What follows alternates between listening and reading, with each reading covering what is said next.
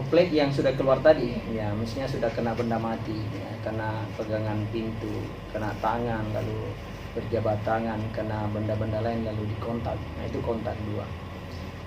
Karena secara prinsip 2 ini yang menjadi cara penularannya, maka inilah yang harus menjadi fokus perhatian kita, supaya yang pertama adalah kalau begitu jangan kita mendapatkan percikan atau droplet dari orang yang sakit.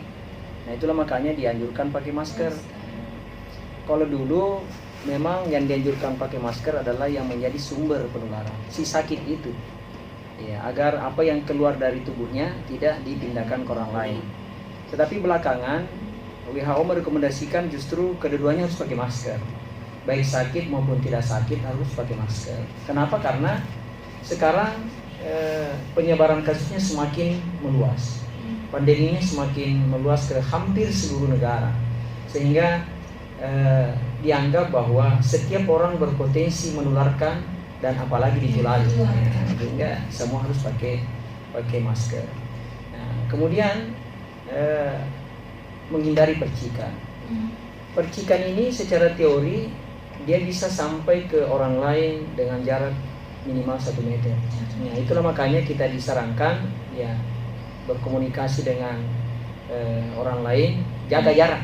Nah, jaga jarak kurang lebih 1 meter. Nah, kemudian terkait dengan kontak ini sudah kena benda mati, kena pakaian dan sebagainya, ataukah kita sudah bersin, batuk, lalu tak sengaja memanipulasi mulut kita, hidung kita, pegang-pegang begitu, lalu sambil beraktivitas pegang lagi gagang pintu, pegang lagi macam-macam, benda-benda yang lain, berarti sudah terkontaminasi. Kemudian datang orang sehat menyentuh lagi barang-barang itu, ya itu kemungkinan berpindah. Maka dianjurkan untuk senantiasa cuci tangan pakai sabun dengan air mengalir. Ya, cuci tangan inilah cara yang paling efektif sebenarnya. Sesering mungkin. Ya, ada alternatif dengan menggunakan hand sanitizer, silakan. Tetapi seandainya ada fasilitas cuci tangan itu yang paling baik. Ya, kenapa? Karena sabun itu sebagai antiseptik, kemudian ada air yang mengalir, bisa meluluhkan semua virus yang lengket pada tubuh kita. Ya, kedua prinsip inilah yang harus kita pegang bagi masyarakat kita. Jadi jangan sampai kena droplet, jangan sampai kontak dengan kira-kira benda-benda yang kemungkinan bisa terkontaminasi dengan COVID-19 ini. Ya, kalau ini bisa kita lakukan, maka insya Allah ya kita akan kecil kemungkinan untuk terjangkit atau virus COVID-19 ini. Terkait dengan tadi droplet dari batuk dan juga bersin yang ditularkan itu, apakah memang ketika kita batuk ataupun bersin, salah satu indikasi dari COVID ini bisa menuju, maksudnya bisa langsung ada indikasi ke COVID atau tidak, atau mungkin dari flu biasa atau bagaimana? Nah, inilah tantangan penegakan diagnosis COVID-19. Karena dari gejala yang saya sampaikan tadi, demam, batuk, kemudian sakit tenggorokan, lalu sakit menelan, ada sesak, banyak sekali penyakit yang memiliki gejala seperti ini. Ya, orang asma sesak juga. Kemudian orang tipoid, demam berdarah, panas. Ya. Jadi ini menjadi persoalan di dalam penegakan diagnosisnya. Oleh karena itu, salah satu kata kunci yang menjadi patokan kita adalah apakah yang bersangkutan pernah berkunjung ke daerah terjangkit. Ya, jadi sekarang ini Kementerian Kesehatan selalu mengupdate daerah-daerah terjangkit mana saja yang sekarang sudah terjadi penularan lokal setempat di wilayah itu. Katakanlah kita di Sulawesi Selatan, daerah terjangkit di Sulawesi Selatan itu sekarang ini ada Makassar, ada Goa, kemudian Maros. Selebihnya belum daerah terjangkit. Ya. Jadi kalau ada data bahwa yang bersangkutan pernah ke daerah terjangkit, nah ini yang perlu kita waspadai, apalagi ditambah dengan memiliki gejala-gejala utama. Ya. Dan dengan Sulawesi Selatan sudah masuk red zone ya, dok? Ya. Kemudian terkait dengan gejala-gejala tadi, saya sempat membaca beberapa halaman dan juga di website bahwa ada gejala baru katanya untuk indikasi dari COVID ini bahwa gatal-gatal atau semacam ada bintik-bintik merah yang timbul di tubuh itu bisa mengindikasikan bahwa COVID ya. Jadi ini adalah penyakit baru, ya, namanya emerging disease. Makanya kita menjadi katakanlah semua pihak menjadi perlu penanganan tersendiri karena baru. Tentu studi-studi penelitian terkait dengan penyakit ini terus dikembangkan sambil kita berjibaku melakukan pelayanan. Tapi sampai saat ini kita masih berpatokan pada gejala-gejala itu tadi. Ya, walaupun peneliti-peneliti sudah mulai ada yang menyuarakan bahwa bisa ke kulit, bisa ke organ lain, ya bisa saja. Ya, tetapi sampai saat ini kita masih lebih kepada menyerang sistem pernafasan. Ya, tidak menutup kemungkinan ke organ lain, ke ginjal, ke kulit. Tapi studi itu masih dalam bentuk studi ini yang harus ditetapkan protokolnya oleh Badan Kesehatan Dunia. Bagaimana terkait dengan ini selaku Ketua PBC, masih juru bicara penanganan ini? Bagaimana dengan terkait dengan pola hidup masyarakat Kabupaten Bone sendiri ini? Melihat perkembangan COVID di Sulsel dan apakah memang wabah COVID ini bisa melebar masuk ke Kabupaten Bone?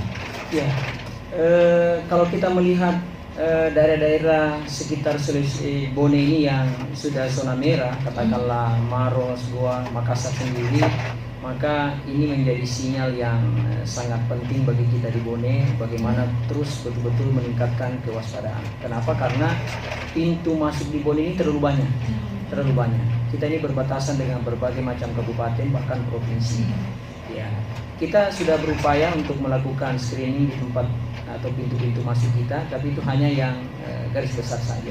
Banyak pintu-pintu lain yang katakanlah istilahnya lubang-lubang tikus kita yang bisa dilewati oleh masyarakat kita. Oleh karena itu sebenarnya yang paling menjadi kata kunci adalah ketahanan desa itu sendiri sebagai terminal tujuannya pendatang. Ya, bagaimana betul-betul ada ketahanan, bisa memberikan informasi secara terbuka bahwa berapa orang yang masuk di desa itu, berapa orang yang datang di saat itu untuk terus dilakukan protokol kesehatan yang sebaiknya. Iya, benar-benar ya. Selama ini sudah ada partisipan bersama-sama kita terhubung. Halo, assalamualaikum warahmatullahi wabarakatuh. Selamat siang, Saudara Fabri. Halo. Waalaikumsalam. Iya, dengan Pak Jas. Iya. Mungkin ada yang perlu ditanggapi atau perlu ditanyakan dari ini. Menyampaikan misalnya nih, ada dari Pare-Pare misalnya, tapi kan petugas itu sudah mencatat misalnya di itu bahwa ini misalnya mau itu kecamatan terpencil misalnya jauh, adakah usaha petugas itu untuk menyampaikan ke minimal ke kepala desanya kah atau ke camatnya kah untuk menginformasikan bahwa kan ada orang yang mendatangi kecamatan dengan dari risiko tinggi. Satu. Terus yang kedua, misalnya ini Bang, orang kan misalnya olahragawan nih, dengan ketahanan, ketahanan. Ya, dengan mungkin bisa dipahami terkait dengan pertanyaannya dan yang mungkin bisa dijawab langsung. Dari mana ini penanya ini? Dari Palaka. Saya kira pertanyaan dua-duanya bagus ini. Yang pertama adalah bagaimana informasi yang diperoleh di perbatasan-perbatasan itu apakah sampai di desa-desa tujuan? Begini Pak, jadi semua masyarakat yang diperiksa khususnya yang masuk ke wilayah Bone itu didata di tiap perbatasan.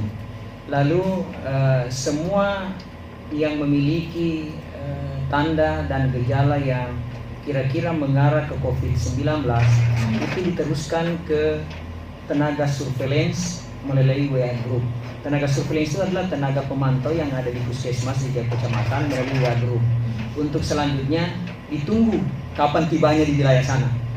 Ya, sebagai contoh, beberapa hari terakhir ini sudah berkembang di media group, ada informasi dari masyarakat, dan itu kita terima kasih bahwa akan datang seseorang yang pernah ke Malaysia lalu tertahan di daerah Kalimantan sana.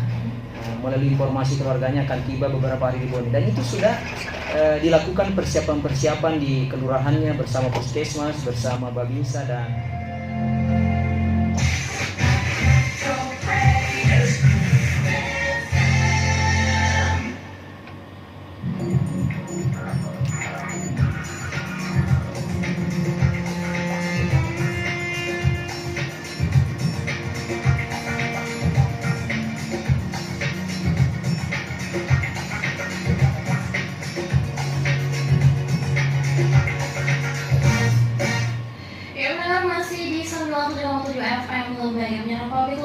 Radio Suara Bone Brada. Tentunya Anda masih mendengarkan kami dalam program Suara Publik, dan tentunya juga masih bersama dengan Bapak Dr. Yusuf M. selaku juru bicara Satgas COVID-19 Kabupaten Bone. Ya, mungkin ini adalah closing statement yang terakhir dari bincang-bincang kita pada siang hari ini, Dok. Terkait dengan ini mungkin saya dapat masukan untuk Ketua PPC 19 Kabupaten Bone sendiri, bagaimana seharusnya pihak Satgas di setiap desa melakukan sosialisasi, mungkin lewat mobil pelayanan tentang cara penyebaran dan juga serta penanggulangan wabah COVID-19 ini, agar supaya bisa mereda ketakutan di masyarakat Kabupaten Bone itu sendiri.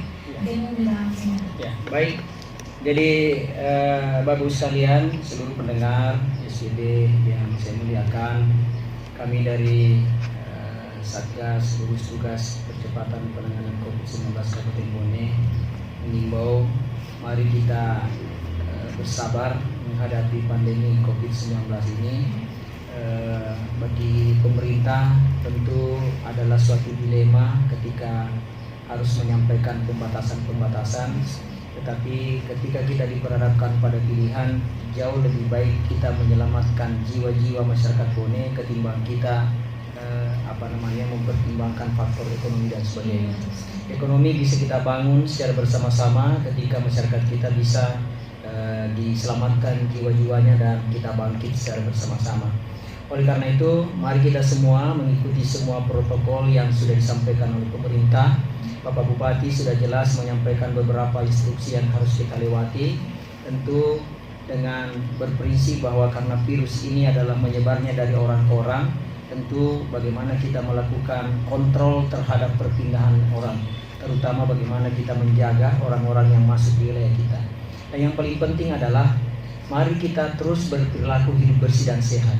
Cuci tangan pakai sabun dengan air yang mengalir sesering mungkin.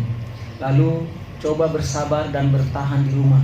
Kalaupun misalnya harus terpaksa keluar rumah, lakukanlah dengan menggunakan masker. Hindari tempat-tempat yang berkerumun, jaga jarak dengan masyarakat sekitar. Insya Allah dengan hal-hal seperti ini kita terapkan, maka kita bisa terlindungi dari penyebaran virus corona 19 yang sama-sama kita tidak inginkan ini. Ya, pendengar berada itulah mungkin dari closing statement dari Bapak Dr. Yusuf terkait dengan COVID di Kabupaten Bone itu sendiri, dan juga itu juga merupakan akhir dari perjumpaan kita pada program Suara Publik khususnya edisi Rabu 15 April 2020. Semoga apa yang kami sampaikan dapat bermanfaat untuk para pendengar tentunya dimanapun Anda berada, dan juga mohon maaf jika ada salah-salah kata. Dari Jalan Jenderal Ahmad Yani nomor 1, saya Rafian pamit undur diri dengan ucapan wassalamualaikum warahmatullahi wabarakatuh.